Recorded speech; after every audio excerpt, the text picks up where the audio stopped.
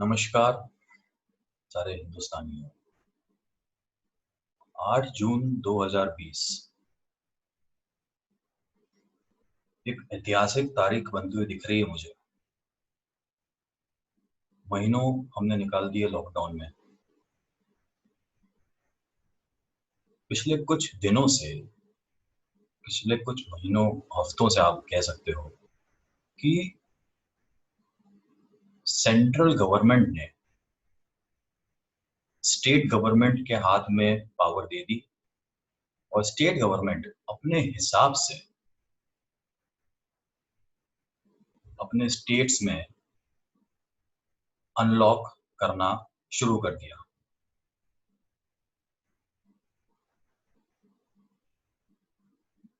मैं चेहरा इसलिए नहीं दिखा रहा हूं क्योंकि मैं जज नहीं होना चाहता। हो सकता है लोग ये वीडियो देखने के बाद बोलेंगे कि ये पेसिमिस्टिक है, लेकिन और ना ही मैं कोई सेलिब्रिटी हूं, ना कोई मैं चेहरा ऐसा हूं जिसको देखने से आपको चीजें समझ में आएगी। बहुत सोच समझने के बाद मुझे लगा कि मेरी बातें लोगों तक पहुंचनी चाहिए और लोगों को मुझे आगाह करना चाहिए। मैं सिर्फ इतना कहना चाहता हूं कि हम सभी सोशल मीडिया के जरिए, अखबारों के जरिए आंकड़े पढ़ रहे हैं, आंकड़े समझ रहे हैं।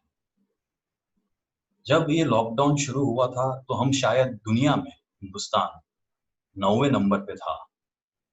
आज की तारीख में हम लोग शायद चौथे नंबर पे आ चुके हैं, जहां पे सबसे ज्यादा कोरोना केसेस हैं। उसके बावजूद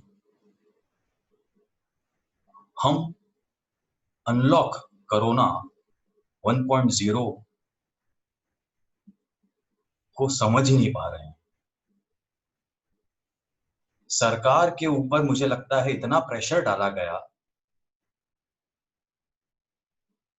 कि सरकार भी कुछ नहीं कर सकती, और सरकार ने अलग अलग इंडस्ट्रीज के, अलग अलग डिपार्टमेंट्स के एक रूल बुक बना के समाज को दिया और हम लोगों को कहा है कि जाओ जी लो अपनी जिंदगी अपने बलबूते, अपने रिस्क पे। कोई दिक्कत वाली बात नहीं है। मेरा सिर्फ सवाल अपने आप से और इस समाज से ये है कि क्या जो रूल बुक बनी है वो प्रैक्टिकली पॉसिबल है फॉलो करना, और कितने लोग, कितने प्रतिशत लोग, कितनी प्रतिशत इंडस्ट्रीज, कितने प्रतिशत समाज में ऐसे लोग हैं जो इस रूल बुक को फॉलो करके आगे बढ़ेंगे या बढ़ पाएंगे। हर इंडस्ट्री ओपन हो गई है।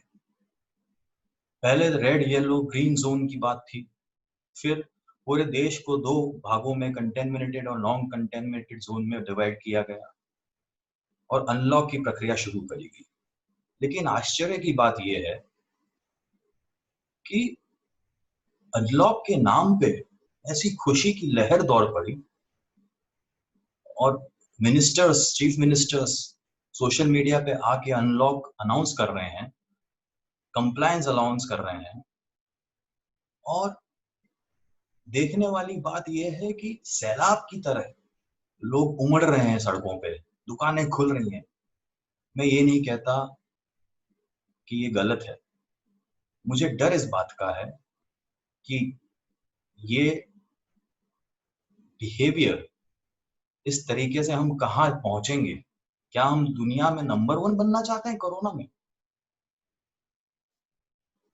कल ही की बात है, मैं एसेंशियल सामान लेने सड़क सड़क पे गया, मार्केट में गया। इतने लोग थे जैसे जबरदस्ती लोग सड़कों पर उतर आए हैं, दुकानें खुल गई हैं। हाईली कंटेमिनेटेड जोन में रहता हूं मैं, और हाईली कंटेमिनेटेड जोन में मुंबई शहर है। पूरे हिंदुस्तान में महाराष्ट्र 1 नंबर या 2 नंबर पे चल रहा है। पूरे महाराष्ट्र में मुंबई सबसे ज्यादा केसेस लेके बैठा है। और मुंबई वासी, अगर आप पिक्चर्स देख रहे हो, सोशल मीडिया पे देख ही रहे होगे, मरीन ड्राइव पे लोग वॉक कर रहे हैं मास्क लगा के, गाड़ियों पे घूम रहे हैं, गेट टुगेदर कर रहे हैं अपने अपने फ्रेंड्स के साथ, बिना मास्क के भी काफी लोगों को देखा गया है। पुलिस थक गई है। जितने भी एसेंशियल सर्विसेज में काम करने वाले लोग थे, उन लोगों को कोरोना हो रहा है, उनके परिवार वालों को हो रहा है। मुझे सिर्फ एक चीज समझाना है, जो मैं शेयर करना चाहता हूँ, कि आज ये स्थिति के बावजूद हम अनलॉक की तरफ तेजी से बढ़ रहे हैं। कौन देख रहा है कि 10% लोग ही काम पे आ रहे हैं? कौन चेक कर रहा है अटेंडेंस?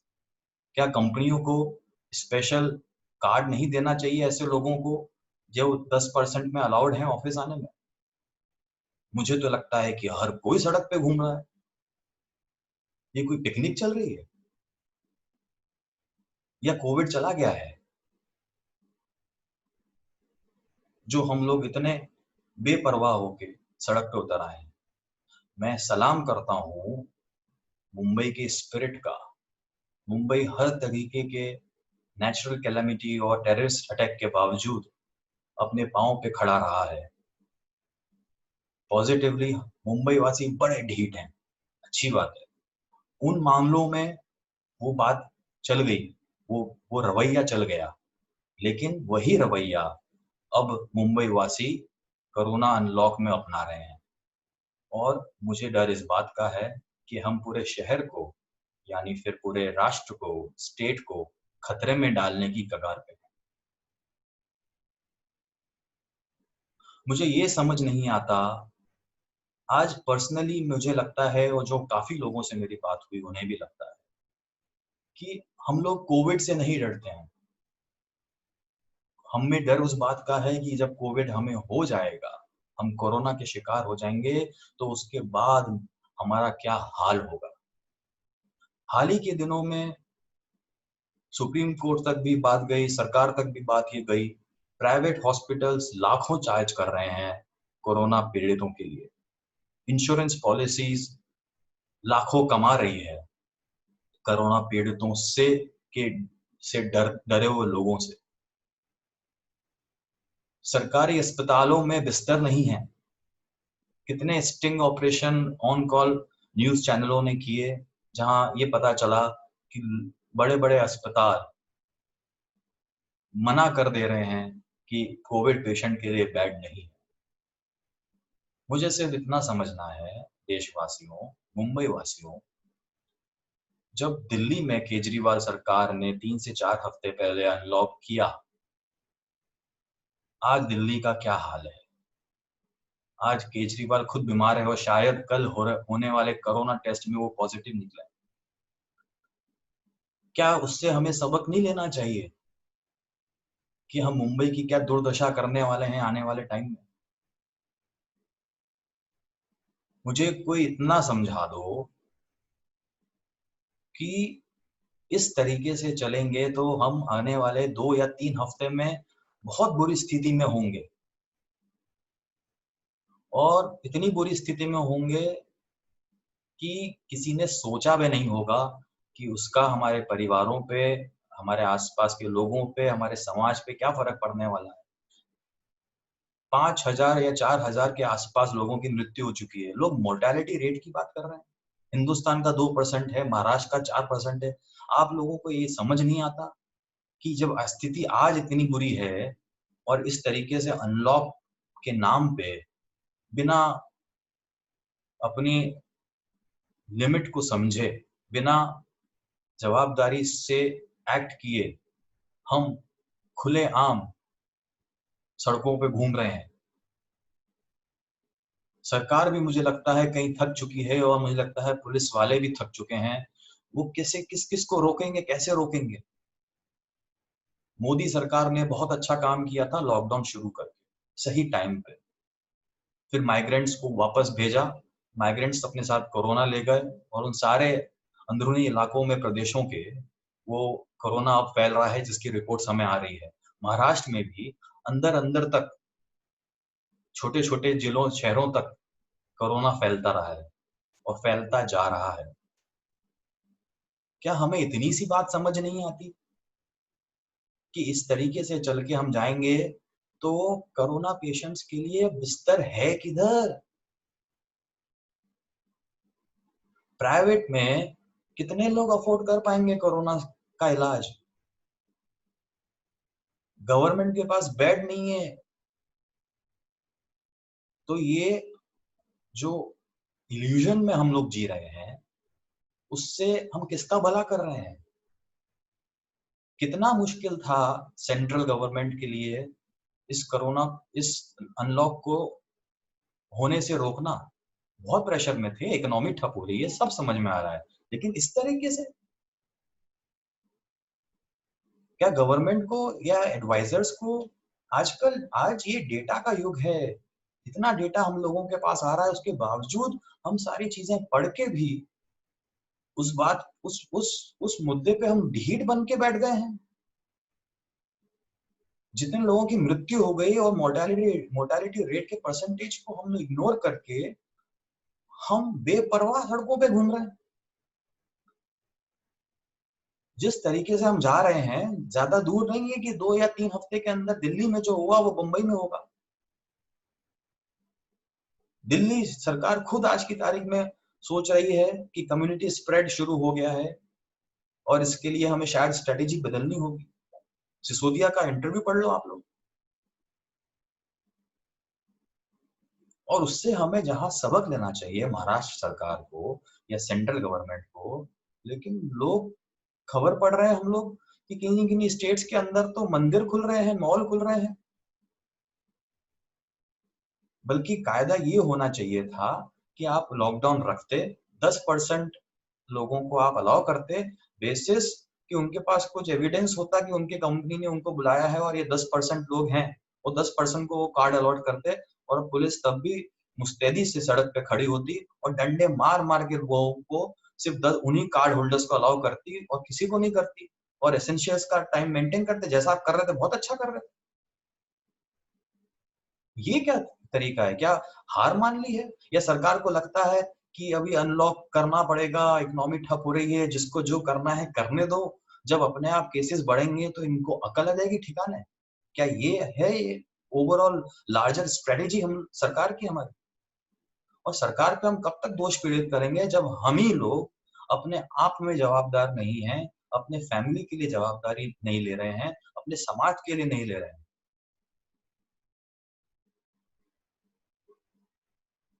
अभी भी आप लोगों को लगता है कि मैं पेसिमिस्टिक हूँ, नेगेटिव सोच रहा हूँ, तो शर्मिंदा हूँ मैं, अगर आप लोग ऐसा सोचते हो तो। मेरी तो बस यही विनती है और मुझे यही डर है कि जिस तरीके से हम जा रहे हैं वो दिन दूर नहीं, आने वाले जून महीने के अंदर ही हम लोगों को वापस एक लॉकडाउन का सामना करना पड़ेगा, जो बहुत लंबा चलेगा और जब तक बहुत देर हो जाएगी, क्योंकि लाखों की तादाद में हम पहुंच जाएंगे। हिंदुस्तान में हमें पता है हमारी आबादी इतनी ज्यादा है, लोगों का समझने का मैच्योरिटी लेवल, इंटेलिजेंस लेवल, जवाबदारी का लेवल इतना कम है, उसके बावजूद हम लोग रिस्क ले रहे हैं। कितने लोगों को मैंने देखा सड़कों पे बिना मास्क के घूम रहे हैं, बच्चों के साथ घूम रहे हैं, गाड़ियों पे गेट टुगेदर करने जा रहे हैं, गाड़ियों में एक दूसरे के घर जा रहे हैं। कितना मुश्किल है ये समझना हिंदुस्तानियों और मुंबई वासियों कि कोविड अभी भी है और कोविड कहीं नहीं जाने वाला जब तक वैक्सीन नहीं आएगी। और जब तक वैक्सीन नहीं आएगी, कोई स्कूल, कोई कॉलेज, कोई मॉल, कोई दुकानदारी नहीं होनी चाहिए जिस तरीके से, और हो भी रही है तो उसका कुछ एक तरीका होना चाहिए, लेकिन जो रूल बुक बना दी है, शूटिंग चालू करवा रहे हैं। इंडस्ट्री, मीडिया इंडस्ट्री की जो रूल बुक बनी है, जिस तरह से ऑपरेट करना है, उसको लोग मतलब बहुत खुशी के साथ लोगों ने उस चीज का स्वागत किया। आज की तारीख में वो डिस्कशन रुका हुआ है, क्योंकि जो एक लंबी चौड़ी 15-16 पन्ने का एसोसिएशन ने रूल बुक बना दिया है, उसको फॉलो कैसे करेंगे? कौन सा प्रोड्यूसर और कौन सा यूनियन मेंबर जाके सेट पे खड़ा होगा और ये देखेगा कि फॉलो हो रहा है या नहीं हो रहा है?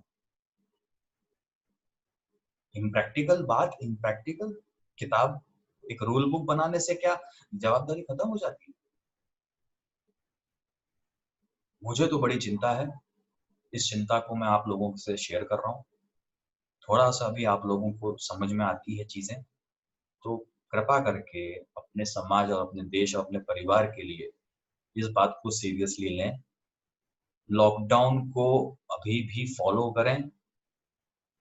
जबरन जबरदस्ती सड़कों पे ना घूमें, लोगों से ना मिलें, गैदरिंग्स ना करें, जिंदगी सलामत रहेगी। क्योंकि हमें पता है कि हमारी आबादी इतनी ज्यादा है कि आज की तारीख में एक हिंदुस्तानी का डर बीमारी से ज्यादा बीमार होने के बाद जो हमारा हाल होने वाला है उससे है। तो क्यों उस रास्ते जाना है जब पता है कि बर्बादी है? क्यों जाना है उस रास्ते? क्यों नहीं तुम लोग घर पे बैठ सकते और जरूरत पड़ने पे सिर्फ जरूरत का सामान लेने बाहर जाओ? मत डालो पूरे समाज को, सब लोगों को, अपने साथ में काम करने वाले लोगों को, साथ में रहने वाले लोगों को इस रिस्क में मत डालो। तुम्हें खुद की चिंता नहीं है तो उनकी चिंता तो करो।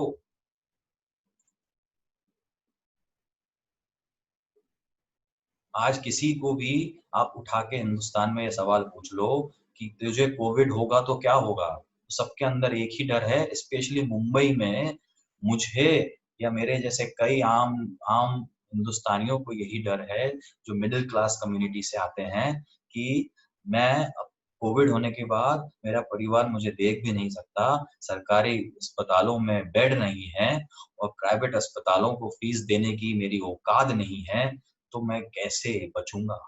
क्या होगा मेरा? इतनी सी बात सोच के देखो जरा, और अभी भी सचेत हो जाओ। वरना जब ये बढ़ जाएगा, हाथ के बाहर निकल जाएगी ना बातें, तो सरकार बोलेगी कि हो गया, कर लिया अनलॉक, खुश हो गए, हजारों में साफ हो जाएंगे लोग, लाखों में, और फिर लॉकडाउन में जाके बैठोगे अंदर, तब समझ में आएगा। लेकिन जब तक लाखों की जिंदगी जा चुकी होगी, और उसमें से हमारे अपने भी कितने होंगे सोच के देखना। बस इसी के साथ मैं हाथ जोड़ता हूँ। थोड़ी सी भी बात आप लोगों की समझ में आई हो तो बचा लो अपने देश को, अपने प्रदेश को, अपने परिवार के लोगों को और अपने ऑफिस के लोगों को, अपने साथ वालों को।